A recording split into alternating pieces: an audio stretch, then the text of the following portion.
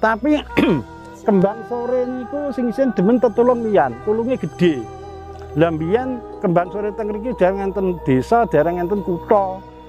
Rene kembang sore niku tulunge gedhe, ya jenenge kutha mriki nyatane ya kutha Tulungagung ngoten lho. Lah nggih ta? Rene kembang sore babat ya Tulungagung. Urung ana uwang kembang sore pun teng mriki. Ki teng mriki niku sing isine mek tirakat.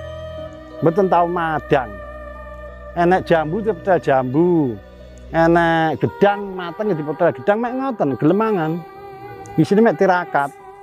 Mulane kewan galak mboten pani nyedhek sebab wong lek gedhe tirakate mbok ular ngemplok mboten iso mlaku teko kene mboten iso.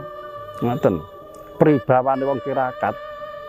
Nyuwun sewu menawi Mbok Roro Kembang Sore menika priyantunipun kados napa?